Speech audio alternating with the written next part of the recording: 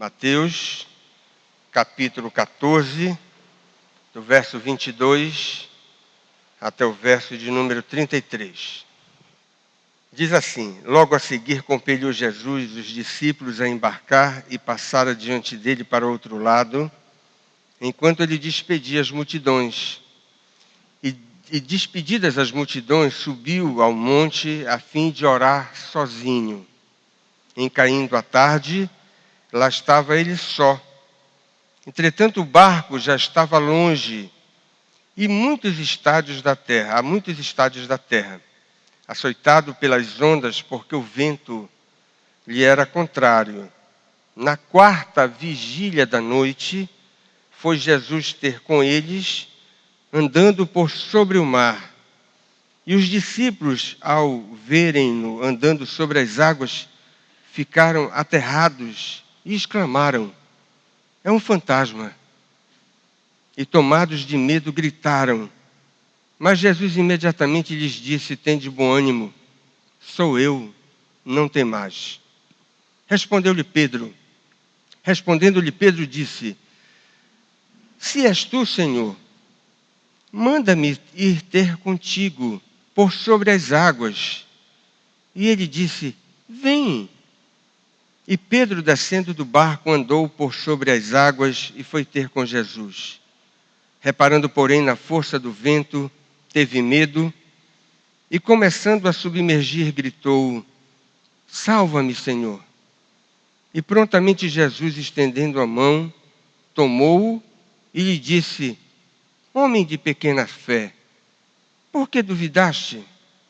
Subindo ambos para o barco, cessou o vento. E os que estavam no barco o adoraram, dizendo: Verdadeiramente és filho de Deus. Vamos orar. Deus eterno, mais uma vez queremos te dar graças pela oportunidade que temos nesse dia, renovadamente, de cantar louvores ao teu nome, de te prestar culto, de te oferecer aquilo que, no nosso entendimento, só o Senhor é digno de receber. E queremos te dar graças pela bênção de ter a tua palavra para a nossa instrução. Ajuda-nos a entendê-la, que teu Espírito ilumine nosso entendimento e que não apenas sejamos contemplados com a compreensão correta do teu livro santo, mas que teu Espírito se agrade de aplicar as verdades espirituais da tua palavra aos nossos corações. Recebe a nossa gratidão, nosso louvor e estende sobre nós a tua bênção. Em nome do Senhor Jesus. Amém. Podem sentar, irmãos. Para aqueles que não estavam aqui pela manhã, nós começamos a ver algumas lições sobre este milagre de Jesus andando sobre as águas que você tem no texto lá de João, capítulo 6. E pela manhã nós tivemos a oportunidade de ver que através deste prodígio Jesus se revela de 4 maneiras. A primeira delas nós vimos hoje pela manhã. Jesus se mostra para os seus discípulos como um bom pastor que pastoreia as suas ovelhas frágeis com excelência. Mas ele também se apresenta nessa história miraculosa como um boníssimo Salvador, que vai sempre socorrer aqueles que são seus escolhidos em todos os momentos de suas vidas. Nós aprendemos também nessa história que Jesus se revela como um mestre inigualável. E por último, ele se apresenta diante do colégio apostólico como aquele que é verdadeiramente o Senhor dos céus e da terra. Que milagre maravilhoso que você tem nessa história. Cristo é o Salvador e ele sempre socorre os seus escolhidos. Irmãos, o milagre, não sem razão, chama atenção para alguns aspectos daquela relação especial que havia entre Jesus Cristo e aqueles que ele havia chamado não apenas para serem seus discípulos, mas ele os ordenou para que eles pudessem exercer o maior de todos os ofícios na face da terra, que é o ofício de apóstolo.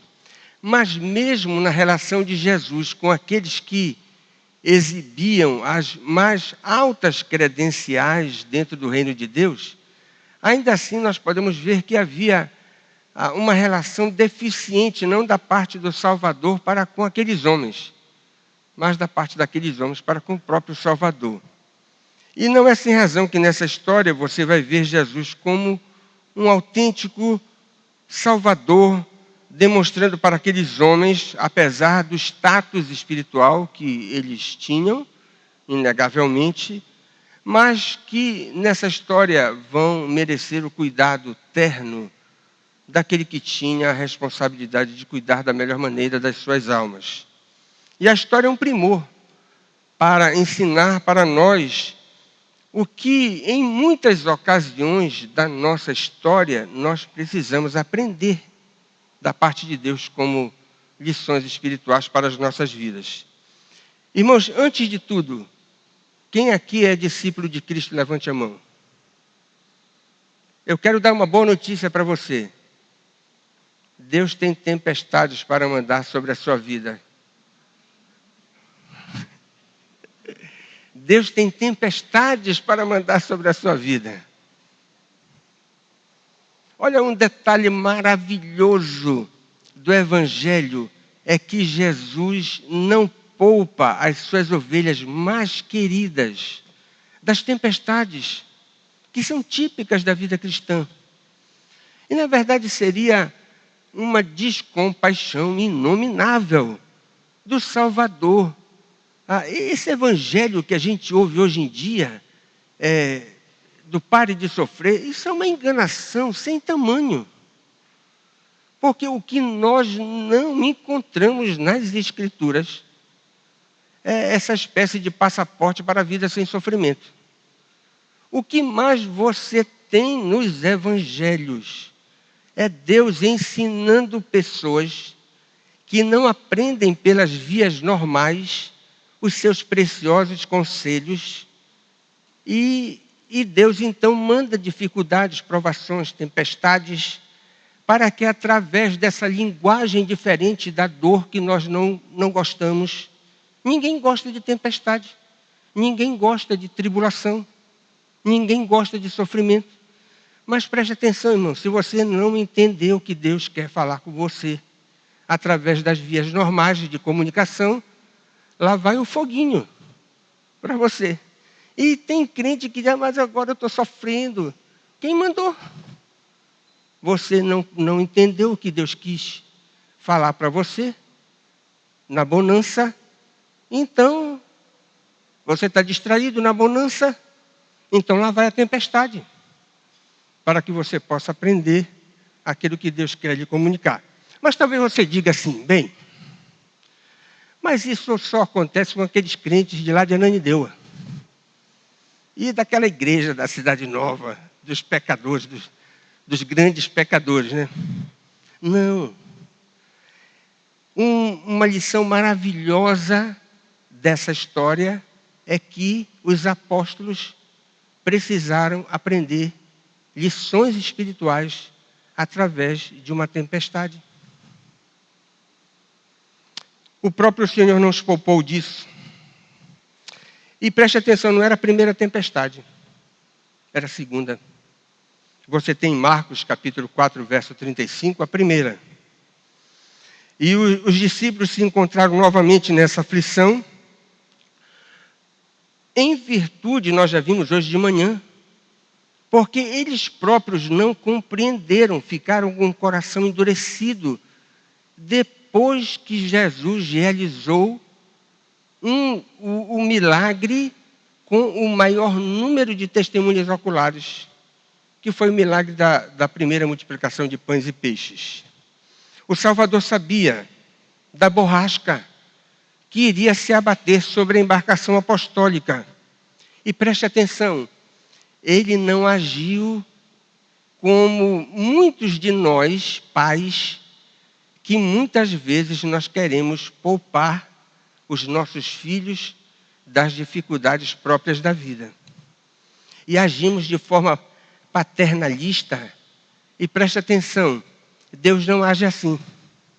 Ele sabia que a tempestade ia se abater sobre o barco, e a gente vai chegar à conclusão que ele próprio mandou a tempestade.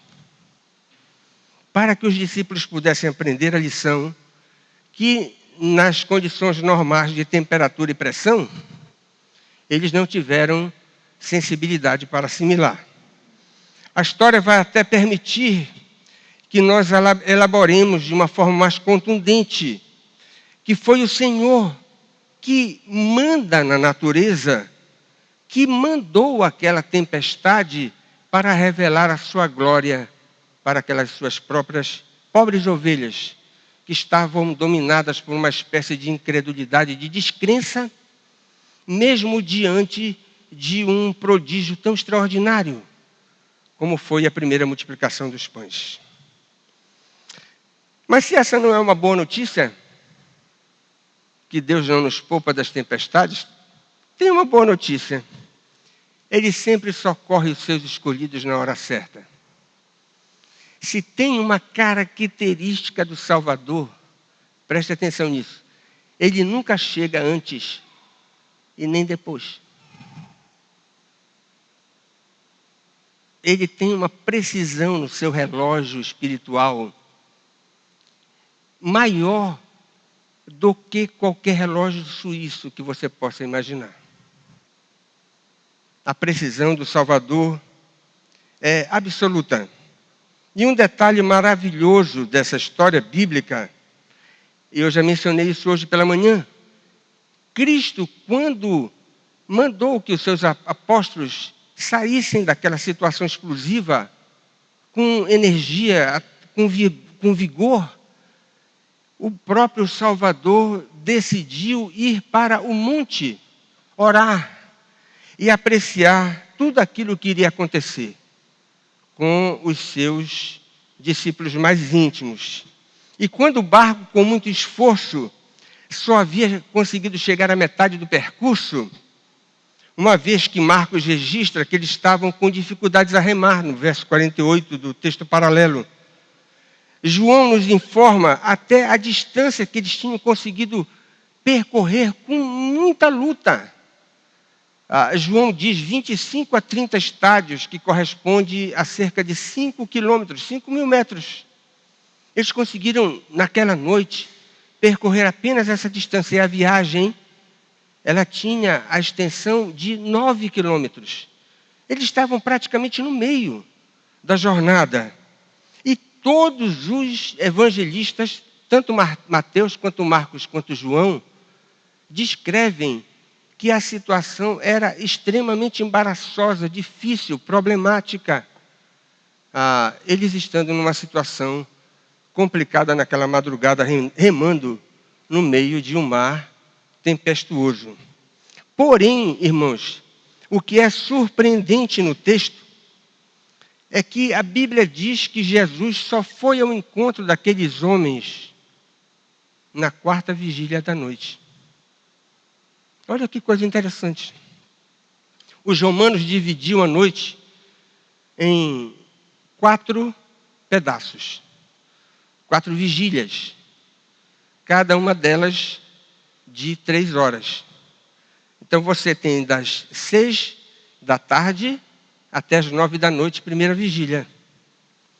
E àquela altura da história, aqueles homens já estavam no meio do mar. Jesus já os tinha despachado. A segunda vigília, das 9 horas até meia-noite. E haja aqueles homens lutando no meio daquele mar tempestuoso. E, obviamente, eles jamais poderiam imaginar que o mestre poderia ir ao encontro deles. Na terceira vigília da noite, de meia-noite às 3 da madrugada, muita luta. E o barco quase indo a pique. E eles certamente eram pescadores experimentados, mas eles eram homens de carne e osso. E o texto diz que o Salvador só foi encontrá-los na 4ª vigília da noite. entre 3 horas da manhã e 6 da manhã. Irmãos, preste atenção nisso. Não vou perguntar aqui quem está passando por tribulação, não é? Mas se você está passando por alguma tribulação, fique frio, porque o Salvador está vindo, não é? E preste atenção, ele não vai chegar atrasado. Tire isso da sua cabeça. Porque Jesus Cristo, como Salvador dos pecadores, ele sempre chega na hora para socorrer aqueles que são seus escolhidos. Mas ainda o texto diz que, às vezes, ele até nos surpreende com seu socorro. É claro que em todas as tribulações que aqueles nobres homens passaram durante a experiência que tiveram com Jesus durante o seu ministério terreno e até depois, provavelmente essa aqui foi a única vez que eles tiveram o general da salvação se apresentando para socorrê-los, caminhando por cima do mar. Nós só temos notícia dessa história, não temos outra. De Jesus andando por sobre o mar. Ele muito bem poderia ordenar do monte, à distância. Ele era o Senhor dos senhores, para que o mar se acalmasse, vendo as suas ovelhas aflitas, no meio daquela tribulação. Mas ele não fez. Ele também poderia aproximar-se, vindo numa outra embarcação, mais rápida, mais segura, para livrar aqueles homens do barco, a fim de confortá-los com o seu socorro. Mas também não se vê isso. Aí vem aqui a lição preciosa da história. Irmãos, muitas vezes, aquele que é o nosso Salvador amoroso, ele tem todo o poder para isso. Ele inova no seu socorro para conosco. Olha, eu pensei que ia ser desse jeito. Eu até imaginei que poderia ser desse outro jeito. Mas o que eu fiquei de queixo caído. E tive que colocar minha boca no pó. É porque Jesus foi infinitamente melhor no seu socorro do que tudo aquilo que eu poderia imaginar. Talvez você já tenha tido esse tipo de experiência, né? De ter esperado um remendo numa situação e você já estaria satisfeito, marcaria até um culto de ações de graças. Mas o que Deus fez não foi um remendo na tribulação que você estava passando. Ele fez muito mais. E até aquilo que você sequer teve condições de imaginar do ponto de vista espiritual. Irmãos, esse é o nosso Salvador. E ele deixou o monte e foi ao encontro daquelas suas pobres ovelhas, andando por sobre o mar. Foi uma ação tão extraordinária, tão inédita, tão surpreendente, que os apóstolos, que eram homens experimentados, não eram neófitos, estavam andando com Cristo há mais de 2 anos. Eles estavam às vésperas do martírio de Cristo. Mas eles próprios ficaram chocados. Irmãos, e além da aparição surpreendente, há uma comunicação verbal inspirada que o Salvador se utiliza para pacificar o ânimo exaltado daqueles homens que estavam atribulados. Olha lá, primeiro, Jesus pronunciou a sua clássica expressão de poder para pacificar aquelas almas que estavam em agonia. Ele disse: tende bom ânimo. Eu não sei como reproduzir a entonação dessas palavras. Talvez ninguém consiga fazer isso. Ou ninguém tenha conseguido fazer isso. Mas deve ter soado nos ouvidos daqueles homens, preste atenção nisso, porque é uma expressão característica do cuidado amoroso do Salvador. Em vários e vários momentos do seu ministério terreno, ele disse: tende bom ânimo. Parece que essas palavras tinham uma certa melodia celestial para comunicar ao coração das almas atribuladas o seu consolo. Segunda coisa muito importante nessa história, Jesus Cristo não disse apenas tende bom ânimo. Já imaginaram? Ele se apresenta como o eu sou. Tende bom ânimo. Eu sou. Você sabe o que isso significa? Se você for lá para Êxodo, capítulo 3, verso 14, você vai ver que essa expressão é nada menos do que a revelação do nome sagrado daquele que é o Senhor da aliança. Nessa pequena expressão, eu sou. Quando Moisés, naquela luta com Deus, quando Deus estava chamando para que ele seja o libertador, ele disse, olha, mas os israelitas vão perguntar, quem foi que te mandou? E o próprio Deus disse, olha, tu vai dizer o seguinte, o eu sou me enviou a vós outros. O eterno, assim traduz a Bíblia na linguagem de hoje.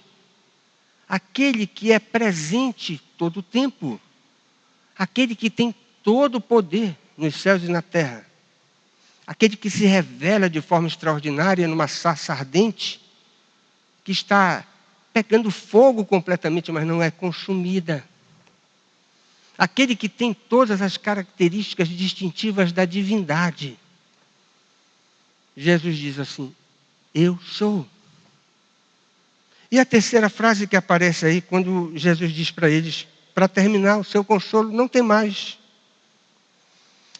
E um detalhe interessante da história é que a tempestade, quando Jesus Cristo disse, tende bom ânimo, eu sou, não tem mais, a tempestade não foi imediatamente acalmada. E o texto diz que Jesus não subiu imediatamente no barco. Marcos até registra, abra lá Marcos capítulo 6, verso 48. Um detalhe que merece atenção. O evangelista diz que Jesus queria tomar-lhe a dianteira. Nós podemos interpretar aqui a situação da seguinte forma. Ele estava permitindo com isso que eles tivessem uma oportunidade de convidá-lo para subir a bordo. Ele estava tentando tomar a dianteira. É o que diz o evangelista. E sem aquele ato de boa vontade dos seus discípulos, convidando para que ele pudesse assumir a dianteira da situação, diz um certo comentarista que merece respeito, é nada menos do que o William Hendrickson. Ele diz, olha, sem esse gesto de boa vontade dos apóstolos, convidando para que Jesus assumisse o controle da situação, ele teria passado adiante. Muito provavelmente, naquela situação. Portanto, Cristo é o nosso Salvador. Mas, irmãos, a terceira lição da história é que ele é um mestre sapientíssimo, que frequentemente desafia os seus discípulos. O episódio tem uma das ocorrências mais encantadoras dos evangelhos.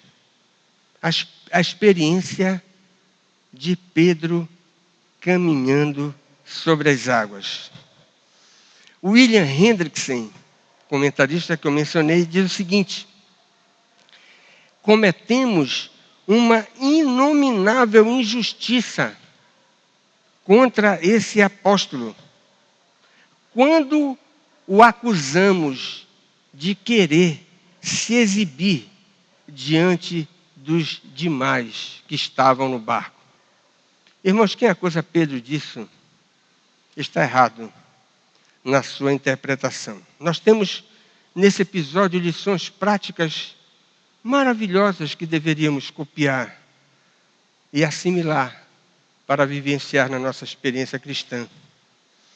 Nessa história, Cristo aparece permitindo que os seus servos tivessem o privilégio inestimável de imitá-lo. O impulsivo Pedro desejou fazer aquilo que de forma inédita ele viu o seu Salvador realizar, que era andar por sobre as águas. Mas no sentido figurado, isso não representa a essência da vida cristã? Por que nós fomos chamados de cristãos lá no livro de Atos? Ou mais literalmente, pequenos cristos? Porque ser um servo do Evangelho, essencialmente, é imitar a Cristo. E Pedro, na sua natureza impulsiva, ele disse: Mestre, eu quero experimentar isso que o Senhor está fazendo. Desejou imitá-lo. Em Mateus capítulo 14, verso 28, veja lá, tem uma expressão que muitas vezes ela é interpretada de forma errada, como se fosse uma manifestação de dúvida ou de incredulidade da parte do próprio Pedro. Quando, na verdade, ela revela, através dessa expressão, que Pedro está dizendo: Senhor, eu reconheço que és tu quem está aí. Bem poderia ser traduzida essa expressão, se és tu, Senhor, como já que és tu, Senhor. Isso parece sintetizar a essência daquilo que Pedro realmente disse nessa ocasião. A ação de Pedro, portanto, começa com um ato de fé e de devoção para com aquele que ele reconhece, que é o próprio Mestre, o seu Salvador. Além disso, irmãos, preste atenção. Você pediria algo para alguém se você desconfiasse que essa pessoa não poderia lhe conceder aquilo que você iria pedir? Seria uma coisa, assim, estranha. Como é que você vai pedir uma coisa para alguém que não tem como lhe dar? E aqui tem uma lição interessante da história. Quando Pedro diz: já que és tu, Senhor, me mande ter contigo. Ele não está revelando dúvida. Na verdade, ele está revelando toda a sua fé, a sua crença. Porque ele tinha absoluta confiança naquele com quem ele estava tratando. Ele poderia permitir, se assim o quisesse, que Pedro pudesse passar por aquela experiência maravilhosa, indescritível, de andar por sobre as águas. Irmãos, preste atenção. Nós não podemos ver nesse pedido de Pedro algum traço de desconfiança ou de exibição ou um gesto pecaminoso na sua essência. E nós podemos jogar uma pá de cal em qualquer dúvida com relação a isso, quando nós concluímos que Jesus Cristo concordou, aqueceu, permitindo que o apóstolo Pedro pudesse passar por aquela experiência. Como é que Jesus Cristo vai concordar com um pedido pecaminoso? Não cabe na teologia bíblica. Mas o mestre aqueceu, permitindo que aquele homem que estava motivado por um ânimo sincero, apesar de ser impulsivo, pudesse experimentar toda aquela situação. Não nos surpreende, pois, que Jesus, sem qualquer palavra de repreensão ou de crítica, tenha permitido que o seu nobre apóstolo passasse por aquela experiência. Irmãos, aquele soldado de Cristo desejou fazer o que viu o seu general fazendo. Grave isso. Soldado que é soldado, na esfera espiritual, procure imitar o general. É o que você tem em João capítulo 14, verso 12. em verdade vos digo, ensino do próprio Senhor Jesus, que aquele que crê em mim fará também as obras que eu faço, e outras maiores fará, porque eu vou para junto do Pai. Jesus também consentiu que Pedro passasse pela tragédia de tirar os olhos dele. Tudo parecia ir maravilhosamente bem, até que o ousado apóstolo passou a reparar na força do vento. E ao fazer isso, preste atenção, na vida espiritual, não é possível assobiar e chupar cana. Ou você assobia ou chupa cana. Não dá para fazer as duas coisas. Quando o apóstolo Pedro começou a reparar na força do vento, ele tirou os olhos do Salvador. E é isso que nos ensina o texto, uma das mais notáveis ilustrações bíblicas acerca do que é exercitar a fé. As dificuldades e as provações são ocorrências certas na experiência cristã. O próprio Deus não nos poupa desses dissabores. Mas cada discípulo de Cristo é exortado a não fixar os seus olhos nas circunstâncias. Não é isso que nós cantamos naquele cântico? Não? Não, as circunstâncias, a letra. Não olhe as circunstâncias. Não, não, não. Olha o seu amor. Irmãos, assim acontece quando Pedro reparou na tempestade, ele começou a afundar. Ele teve medo. E aí começou a sua tragédia. Assim acontece. Quando cada crente, ao invés de fixar os seus olhos, a exercitar a sua confiança na pessoa daquele que é o Salvador amoroso, começa a olhar para as próprias dificuldades. Mas talvez você pergunte, mas nós aprendemos isso com alguma ilustração na Bíblia? Sim. Você tem ilustrações positivas com relação a isso e você tem ilustrações negativas. Você quer uma ilustração negativa disso? O que é olhar para as circunstâncias? Você lembra da caminhada do povo de Deus pelo deserto? Saíram do Egito através dos maiores milagres que já foram realizados durante a antiga dispensação.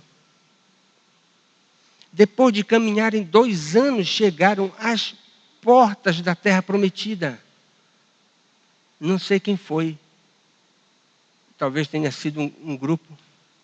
E disseram o seguinte, olha lá, será que essa terra é boa mesmo? Mas que incredulidade. Deus não disse que a terra mana leite e mel? Canaã não é a terra prometida que Deus tem reservado para o seu povo? E aqueles homens começaram a desconfiar da promessa. E alguém deve ter a ideia, disse, olha, negócio de comissão, né? Vamos fazer uma comissão? Para a gente mandar para espiar a terra. Escolheram 12 espias. Essa história você tem em Números, capítulo 13 e capítulo 14. Lá foram os 12. Lá voltaram. Da comissão, composta por 12 homens, 10 disseram o seguinte, olha, a terra é terrível. Ela engole as pessoas. Lá tem gigantes. E nós nos víamos diante desses homens como verdadeiros gafanhotos. Eles vão acabar conosco. Irmãos, a terra é fortificada. Nós não conseguiremos tomá-la. Mas para com isso. Deus não disse que a terra é de vocês? Lá pode ter cidades fortificadas, as armas mais poderosas do mundo, os homens mais valentes da face da terra.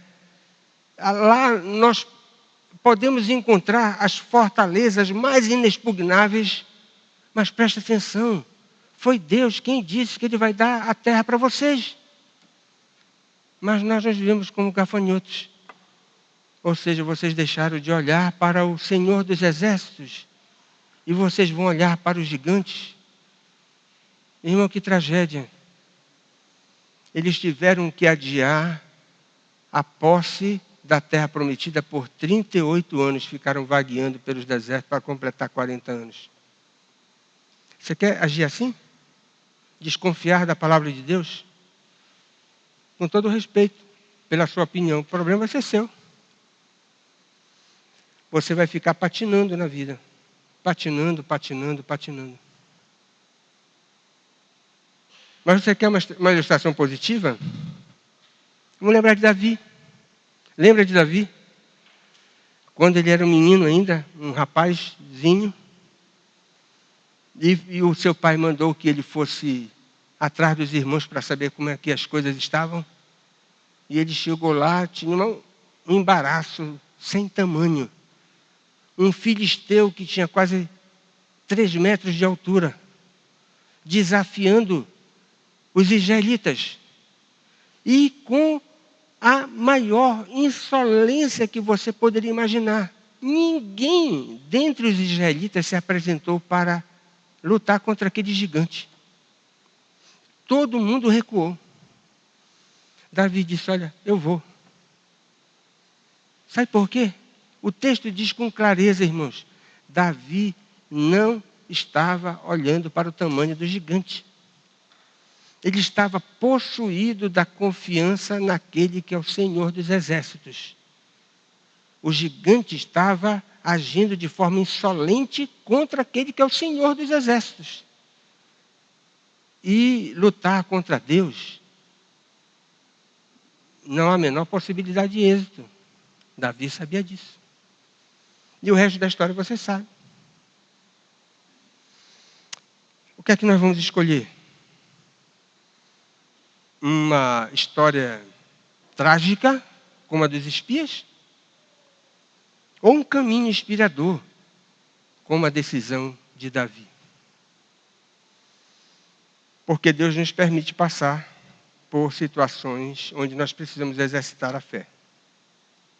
O Salvador também estava vendo tudo, mas só agiu quando Pedro lhe pediu socorro. E esse é mais um sinal marcante da grandeza espiritual do apóstolo. Observe como a história é maravilhosa. Quando o apóstolo Pedro teve o desejo de imitar o seu Salvador, o que foi que ele fez? Ele pediu permissão. Na verdade, ele jamais iria fazer alguma coisa sem a autorização do mestre. Me manda ir ter contigo. Mas preste atenção na história, que a história diz assim, quando ele começou a afundar, ele não tentou escapar da morte, dando braçadas com as suas próprias forças. Isso é que é espiritualidade. Para fazer aquilo que nós entendemos como sendo a imitação de Cristo, nós precisamos a permissão do Senhor. E quando nos sentimos apertados por fraquejarmos no exercício da nossa confiança para com a sua pessoa, novamente nós precisamos recorrer humildemente a Ele. Irmãos, o Evangelho nos desafia em todas as situações, em todas as circunstâncias, quer estejamos numa posição favorável, quer estejamos numa posição desfavorável, sempre contarmos com a aprovação do Senhor. Seja como for a sua fé, embora pouca, não foi desprezada.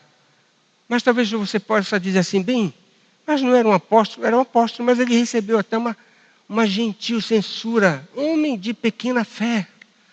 Mas, irmãos, que detalhe maravilhoso da história. Porque nós aprendemos aqui que o nosso mestre não atende aquelas orações apenas que são verbalizadas por pessoas que têm uma fé gigantesca. Ele é amoroso, e tão amoroso, que ele atende aqueles que debilmente verbalizam o seu pedido de socorro para com a sua pessoa, assim como Pedro fez isso aqui. Certamente porque ele estava com o coração quebrantado, compungido, contrito. Além disso, Cristo poderia ajudá-lo apenas ordenando as ondas que deixassem de engolir a Pedro. Porém, Jesus não fez assim. O Salvador determinou estender a sua mão para o apóstolo.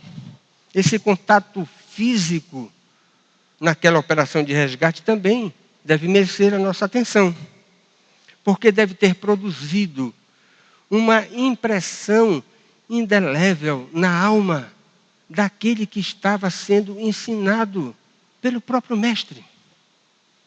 O contato de Jesus com o Salvador. O tom da censura eterna. Pedro foi ousado e arriscou-se. Por um pouco conseguiu o que queria, mas clamou novamente a Cristo e foi salvo. E aqui nós temos a lição principal da história. Os seus companheiros poderiam até se levantar para criticá-lo por ter afundado. E muitos intérpretes até enfatizam isso, não é? Pedro afundou. Mas, irmãos, sem dúvidas, a mais importante lição da história é que Pedro andou por sobre as águas. E só ele, mais ninguém, na história bíblica, fez aquilo que o seu Salvador realizou. A aplicação disso é muito simples. Olhe lá. Muitos não erram. Mas não erram porque não tentam. Muitos não desafinam porque não cantam. Muitos não se cansam porque não correm. Muitos não precisam ser corrigidos porque decidem ficar pecaminosamente parados. Só afunda no mar quem tenta andar sobre ele. Né? E essa é uma das lições mais maravilhosas da história. Lembra do que eu falei hoje pela manhã? É melhor cair tentando andar do que ficar atirado no chão, sem coragem de se levantar. Essa é a preciosa lição dessa história. É melhor cair tentando andar do que ficar no chão, com medo de se levantar. Olhe lá, escreva nos seus anais de sabedoria, escreva essa frase de efeito lá. Pior do que o fracasso sincero é a omissão conveniente. É a lição dessa história. Pior do que o fracasso sincero é a omissão conveniente. É infinitamente melhor tentar andar e cair do que ficar prostrado no chão com medo de fracassar. Irmãos, para terminar, faz parte da natureza divina revelar aos seus servos o seu senhorio absoluto. O desfecho da história não poderia ser mais extraordinário, mais brilhante no que diz respeito à revelação da majestade de Cristo. Todas as coisas envolvendo este relato conduzem à conclusão de que toda a história foi conduzida por aquele que é o diretor geral da cena, que é o próprio Senhor Jesus, para que a moldura de toda a história pudesse apontar para os traços excelentes da sua glória incalculável. Com essa história, o Senhor Jesus, mais uma vez, tenta fixar na mente dos seus escolhidos que Ele é o governador do mundo. Do mundo. O milagre demonstra isso de forma impecável. Assim que Jesus subiu para o barco, veja Mateus 14, 32. Aqui nessa segunda história, não foi necessário o próprio Senhor ordenar para o mar: acalma, acalma-te, emudece. Ele simplesmente subiu no barco e o texto diz: e o vento cessou. Você já viu alguém mandar no vento? Quem aqui já conhece alguém que manda no vento? Não tem quem mande no vento, meu irmão. E essa é uma das melhores ilustrações da obra da salvação. Lembra do diálogo que Jesus Cristo teve com Nicodemos? O vento sopra onde quer. Você ouve a sua voz. Você sente alguma coisa no seu corpo, mas você não sabe dizer de onde ele vem nem para onde ele vai. Assim é todo aquele que é nascido do Espírito. O vento cessou. Irmãos, isso aponta para o poder absoluto de Jesus sobre as forças da natureza. Ninguém conseguiria acalmar tão rapidamente, de forma tão imediata, o mar revolto. Só Deus. E aqui Jesus, com o seu controle sobre o cosmos, ele está dizendo: eu compartilho dessa prerrogativa divina de controlar as próprias forças que dominam o mundo natural. Além disso, surge aqui uma suspeita. Eu já antecipei isso de várias maneiras. Não teria sido ele, o próprio Jesus, o remetente da tempestade? Afinal, quem acalma o mar é aquele que pode agitá-lo. Se esse for a maneira, ou se essa for a maneira que ele achar por bem, e parece que esse é o caso aqui, de tratar com as suas frágeis ovelhas para ensinar para elas lições que elas não estavam aprendendo na bonança. O evangelista João registra que Jesus foi amorosamente acolhido no barco. E João 6,21 diz que o barco logo chegou ao seu destino. É difícil imaginar a cena, é até desafiador esse exercício, sabendo que aqueles homens estavam profundamente confortados. Já imaginou a cena? Passaram a noite numa refrega medonha, no meio do mar. Eis que o Salvador aparece. O mar se acalma, o vento cessa e a embarcação começa a deslizar tranquilamente para chegar ao seu destino. E isso acontece com o raiar do dia. Eu me lembrei dessa cena, daquela história de Jacó, quando ele passou a noite toda lutando com o anjo do Senhor. Lembra dessa história no Vale de Jaboque? E Jacó estava num processo terrível de entrega.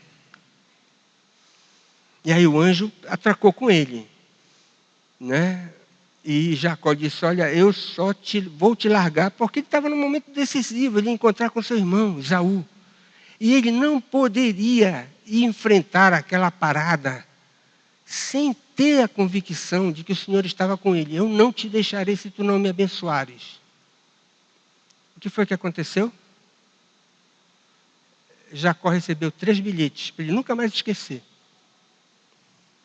Ele teve seu nome trocado. O lugar foi batizado com outro nome. 3º bilhete. Uma leve beliscada na perna dele. O camarada ficou mancando. Toneca até disse que passou por essa experiência, conversei com ele ontem, quando o Joneudo quebrou a perna dele. Uma beliscada que até hoje ele se lembra. E o texto de Gênesis é maravilhoso, que diz, olha, e Jacó, vendo o dia clarear, já como um novo homem, seguiu adiante para encontrar o seu irmão, com o peito aberto. Você já imaginou? Uma noite toda lutando. O que é que vai acontecer? Eu não posso me encontrar com Esaú se eu não tiver a bênção de Deus. Mas ele conseguiu. E agora ele pode ir com a alma lavada, encontrar o seu irmão. A história vai estar mudada, porque aquele que agiu poderosamente no seu coração é aquele que vai virar o tapete da história. Irmãos, é semelhante aqui. Aqueles apóstolos lutaram naquela noite, mas agora eles vão ver o barco chegar de manhã, no cais, no raiar do dia, com a alma lavada. Eles haviam sido tratados pelo próprio Senhor da Glória, que é o que manda no mundo, no cosmos, na natureza. Irmãos, eu já poderia parar por aí, mas o texto diz que Jesus tratou com o coração deles. Irmãos, preste atenção nisso, de nada adianta você passar pelas dificuldades, pelas tribulações da vida, preste atenção nisso, se a sua alma não for tateada pelo poder de Deus, pela graça de Deus. Não adianta, irmãos, só ser curado de uma enfermidade complicada, isso é pouco, muito pouco. Só escapar de um acidente que poderia nos levar para o cemitério, isso é muito pouco. Conseguir equacionar uma situação financeira humanamente sem condições de ser equacionada, é muito pouco. Preste atenção, irmãos. Se nós não aprendemos, quando passamos pelas tribulações, nós não passamos de pessoas que não valorizam como deveriam valorizar as coisas espirituais.